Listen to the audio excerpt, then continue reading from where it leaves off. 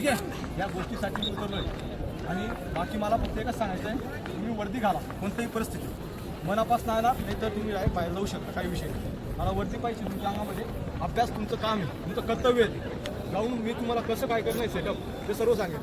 ग्राउंडमध्ये कधी बी आणि आजपासनं जो बी तुम्ही सर्व ग्रुप आहेत, तुम्हाला सर्वांना सांगतो, चना गावरानी चना घ्यायचा शेतामधला मस्त एक मूठ टाकायचं, रात्री भिजायला प्यायच्या पाण्यामध्ये टाकायचं आणि ते पाणी प्यायचं बी आणि ते सकाळी वर्कआउट झाल्यानंतर खायचं. चहामध्ये पहिले चहा नाही घ्यायची, चहा घ्या म्हणजे नाही आहे, चहा तुम्ही जेवण झाल्यावर घ्या.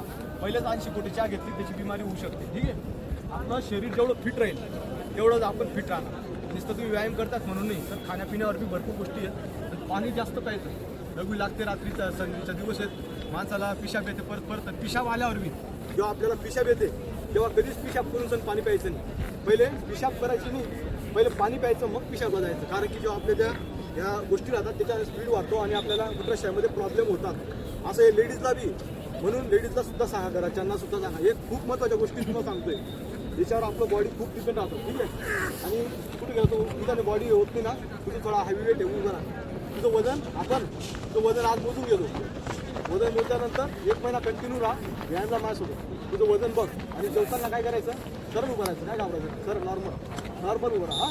पण जेव्हा तू वजन कमी करशील तू आरामशीर आमच्यापेक्षा फिटनेस होईल. ठीक आहे. थोडं ताकद जाईल, जाम लागेल, 2-4 दिवस त्रास होईल तुला, पण आरामशीर होईल, काहीच टेन्शन नको घेऊ. हां, मस्त केला तू व्यायाम तुझ्या वयाप्रमाणे आणि तुझ्या शरीराप्रमाणे तू बरोबर करतं. पाव वगैरे या ज्या गोष्टी त्या खाऊ नका.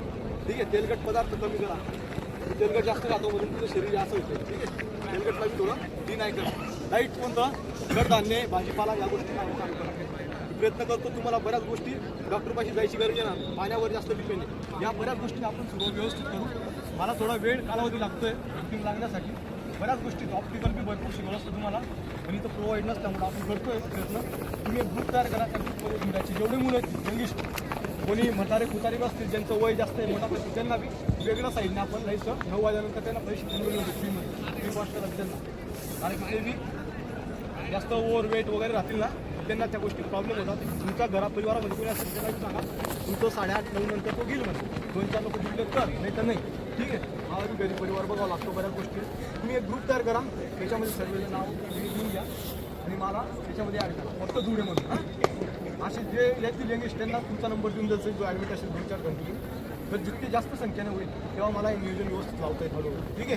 हे प्रयत्न करतोय. बाकी जिल्ह्यांमध्ये तुम्ही कॉलेज येतात त्यांना राहण्याची सोय नसल्यामुळं प्रॉब्लेम येतात. तुमच्यामध्ये माध्यमामध्ये कोणी आपल्याला रूम वगैरे देत असतील भाड्याने 10-5 लोकांना, त्या लोकांसाठी आपण व्यवस्था करू. त्यांना सुद्धा भाडं देऊन त्यांच्याजवळ कमीमध्ये करा म्हणा. त्या मुलांना बाहेर जिल्ह्यातले बी मुलं येतात, असा सुद्धा सपोर्ट मला तुमच्याजवळ नाव आहे. कारण की हे बाहेरचे येतील, आपण वेगळ्या पद्धतीने विशेष हे करू.